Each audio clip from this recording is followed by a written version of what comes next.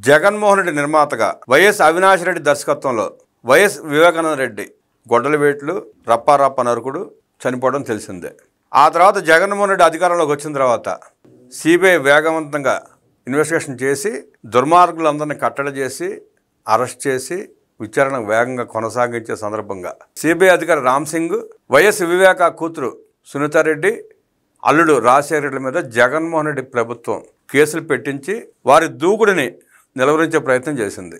ఇప్పుడు ఆ కేసులను కొట్టివేస్తూ సుప్రీంకోర్టు తీర్పునిచ్చింది నిన్న.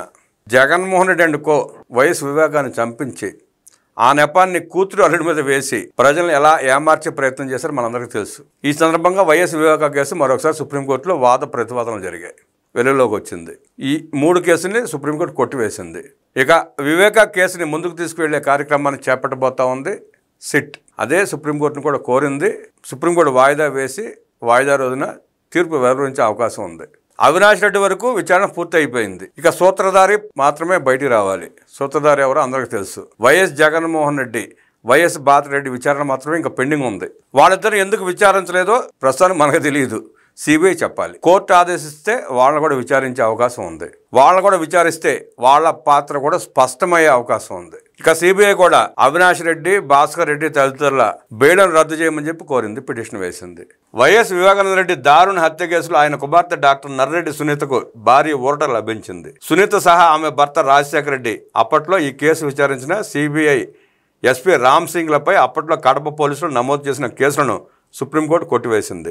సాక్షులను బెదిరిస్తున్నందున ఎంపీ అవినాష్ రెడ్డి సహా నిందితుల బెయిల్స్ రద్దు చేయాలని, తమపై పెట్టిన అక్రమ కేసులను కొట్టివేయాలని వైఎస్ సునీత దాఖలు చేసిన పిటిషన్లపై సుప్రీంకోర్టులో మంగళవారం విచారణ జరిగింది.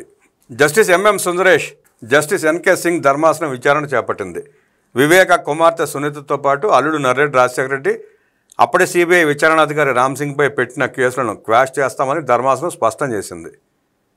చట్టాన్ని దుర్వినియోగం చేయడానికే వారిపై కేసు పెట్టారని ధర్మాసనం ఆగ్రహం వ్యక్తం చేసింది. వివేక కుమార్తె సునీత తరపున న్యాయవాది సిద్ధార్థ లూత్రా వాదనలు వినిపించారు. అవినాష్ సహా ప్రధాన నిందితుల బెయిల్ రద్దు చేయాలని కోరారు. సుప్రీంకోర్టు గడువు వల్లే దర్యాప్తు ముగించినట్లు సిబిఐ చెబుతోందని లూత్రా వివరించారు. వివేక హత్య కేసులో మరింత లోతుగా దర్యాప్తు అవసరం ఉందని పేర్కొన్నారు. అసలు సూత్రధారులు, పాత్రధారులు ఎవరో బయటకు రావాల్సి ఉందన్నారు. సాక్ష్యాలను నాశనం చేయాలని ప్రయత్నిస్తున్నారని లూత్రా కోర్టుకు వెల్లడించారు. సునీత దంపతులతో పాటు రామ్ సింగ్ పైన కుట్రపూరితంగా కేసులు నమోదు చేశారని వివరించారు. దీంతో ఆ కేసులను సుప్రీంకోర్టు క్వాష్ చేసింది. సిబిఐ తరపున అదనపు సొలిసిటర్ జనరల్ ఎస్వి రాజు వాదనలు వినిపించారు. నిందితుల బెయిల్ రద్దు చేయాలని సుప్రీంను కోరారు. హత్య తీరు చూస్తే నిందితులకు 2 నుంచి 5 ఏళ్ల జైలు శిక్ష చాలా తక్కువే అనిపిస్తోంది. ఆధారాలు చెరిపివేయడం, సాక్ష్యాధారాలు లేకుండా చేశారని నిరూపితమైంది. ముందు గుండెపోటు అని, తర్వాత రక్తపు వాంతులని ప్రచారం చేశారు. హత్యని తెలియకుండా ఆధారాలను చెరిపేసేందుకు అన్ని విధాలా ప్రయత్నం చేశారు. అన్ని వివరాలు దర్యాప్తులో పూర్తిగా బయటపడ్డాయని ఎస్వి రాజు కోర్టుకు వివరించారు. ఏపీ ప్రభుత్వం తరపున సీనియర్ న్యాయవాది హుజైఫా అహ్మదీ వాదనలు వినిపిస్తూ నిందితుడు శివశంకర్ రెడ్డి కొడుకు చైతన్య రెడ్డి మెడికల్ క్యాంప్ పేరుతో కడప జైలుకు వెళ్లారు. ఇందుకు సంబంధించి అన్ని ఆధారాలు, ఫోటోలతో సహా ఉన్నాయి. జైలుకి వెళ్లి అప్రూవర్ దస్తగిరిని బెదిరించినట్లు సాక్ష్యాలున్నాయని పేర్కొన్నారు. ఇక ఈ కేసులో కోర్టు మరణశిక్ష విధించే అవకాశం కూడా ఉందని సిబిఐ తరపు న్యాయవాది పేర్కొన్నారు. వైఎస్ వివేకానంద రెడ్డి హత్య కేసులో ఎంతమంది నిందితుల బెయిల్ రద్దు చేయాలో చెప్పాలని సిబిఐని సుప్రీంకోర్టు ఆదేశించింది.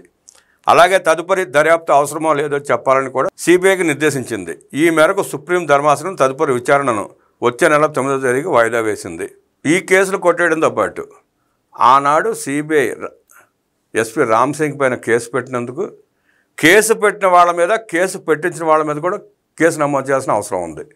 అలాగే కర్నూలులో సిబిఐని తరిమి కొట్టిన అవినాష్ రెడ్డి ముఠా మీద, అవినాష్ రెడ్డి సహకరించిన ఆనాటి ఎస్పీ మీద, అవినాష్ రెడ్డి సహకరించిన ఆనాటి ముఖ్యమంత్రి మీద కూడా కేసులు నమోదు చేసి విచారించి ప్రజలకు వాస్తవాలు తెలియజేయాల్సిన అవసరం ఉంది. సిబిఐని కూడా అడ్డగించిన జగన్మోహన్ రెడ్డి లాంటి వ్యక్తులు రాజకీయాలు చేయడం ఎంత ఘోరమో, ఎంత నేరమో, సమాజం ఎలా ఆలోచిస్తుందో, సమాజం ఏమనుకుంటుందో కూడా సిబిఐ గుర్తించి వారి మీద కేసులు నమోదు చేసి మరోసారి ఇలాంటి పనులు ఎవరూ చేయకుండా నిలవరించాల్సిన అవసరం సిబిఐకి ఉంది. ఆ సిబిఐని నడుపుతున్న, ఆ వ్యవస్థను చూస్తున్న కేంద్ర ప్రభుత్వాలు కూడా ఇలాంటి వాటి పట్ల నిర్లక్ష్యం వహించకుండా ప్రజల్లో నమ్మకాన్ని కల్పించి భయాన్ని పోగొట్టేలా చేసి ఆ ముద్దాయిలను, ఆ నేరస్తులను కఠినంగా శిక్షించాల్సిన అవసరం అయితే ఉంది. వివేక కేసు విచారణ పూర్తయిపోయింది. అది ఏంటనేది తర్వాత సంగతి.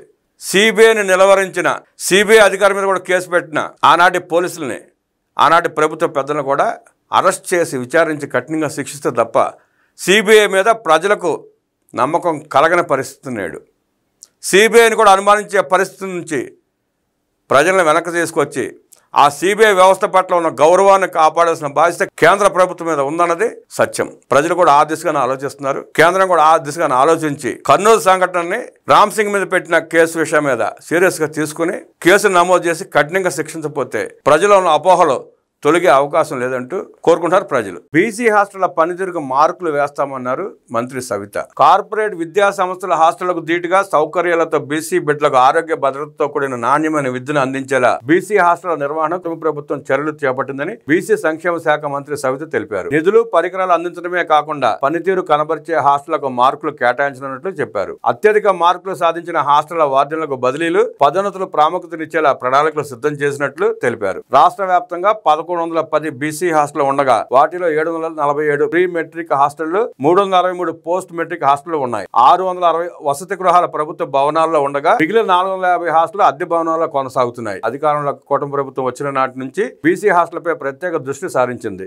104 బీసీ సంక్షేమ హాస్టల్లో ఎస్ఆర్ శంకరన్ రీసోర్స్ సెంటర్లను ఏర్పాటు చేసింది. గత ప్రభుత్వం చెల్లించకుండా ఎగ్గొట్టిన 76,38,00,000 రూపాయల డైట్ ఛార్జీలను కూటమి ప్రభుత్వం చెల్లించింది. వసతి గృహాల్లో ఫేషియల్ రికగ్నిషన్ సిస్టమ్ అటెండెన్స్ విధానాన్ని ప్రవేశపెట్టి పారదర్శకతకు పెద్దపీట వేసింది. వసతి గృహాల భవనాల్లో మరమ్మతులకు 13,10,00,000 మంజూరు చేసింది. డిఎంఎఫ్ సిఎస్ఆర్ ఫండ్స్ వనరుల ద్వారా 20 కోట్లకు పైగా జిల్లా కలెక్టర్ల ద్వారా సమీకరించి వసతి గృహాల్లో మరమ్మతులు, విద్యార్థులకు కావాల్సిన సౌకర్యాలను కల్పించింది.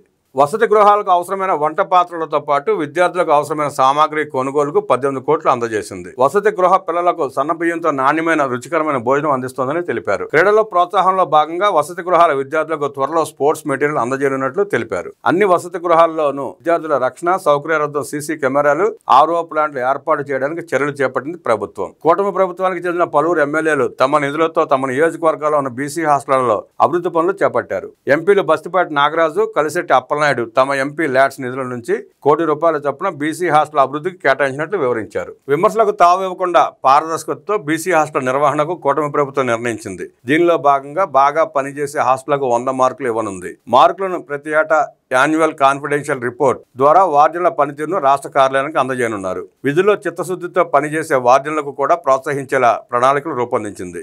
అత్యధిక మార్కులు సాధించిన వార్డులకు బదిలీలు, పదోన్నతుల్లో ప్రాధాన్యం ఇచ్చేలా చర్యలు తీసుకుంటున్నట్టు తెలిపారు. బీసీ హాస్టల్ పనితీరు మెరుగుపరిచే ప్రణాళికల్లో భాగంగా 100 మార్కులు కేటాయిస్తారు. విద్యార్థుల హాజరుకు 10 మార్కులు, పరీక్షలో విద్యార్థుల ప్రతిభకు 20 మార్కులు, ఉత్తీర్ణత శాతం ఆధారంగా మరో 20 ఇవ్వనున్నారు. ప్రభుత్వ నిబంధనలకు అనుగుణంగా మెనూ అమలు చేస్తే 10 మార్కులు, హాస్టళ్లలో ఎటువంటి ఘటనలు చోటు చేసుకోకపోతే మరో 5 మార్కులు ఇవ్వనున్నారు. హాస్టళ్ల నిర్వహణ, పరిసరాల పరిశుభ్రత, పచ్చదనం పెంపుదలకు 5 మార్కులు, పేరెంట్స్ మీటింగ్ కు 4 మార్కులు, ఎప్పటికప్పుడు హాస్టళ్ల వైద్య శిబిరాల ఏర్పాటుకు 4 మార్కులు, రికార్డుల నిర్వహణ, సకాలంలో బిల్లుల అందజేతకు 4 మార్కులు, సాంకేతిక విద్య అమలు, విద్యార్థులతో చేయించే నూతన ఆవిష్కరణలకు 4 మార్కులు, P4 మోడల్ అమలుకు 6 మార్కులు, హాస్టళ్ల నిర్వహణపై విమర్శలు రాకుండా మెరుగైన పనితీరు కనబర్చే వార్డులకు 2 మార్కులు ఇవ్వనున్నట్లు చెప్పారు. హాస్టళ్ల మరమ్మతులకు నిధులు మంజూరు చేశాం. హాస్టల్ విద్యార్థులకు తల్లికి వందనంతో పాటు డాక్టర్ సర్వేపల్లి రాధాకృష్ణన్ విద్యామిత్ర కిట్లు అందజేశాం. కంప్యూటర్ విద్యకు ప్రాధాన్యం ఇస్తున్నామని మంత్రి ఈ సందర్భంగా తెలిపారు.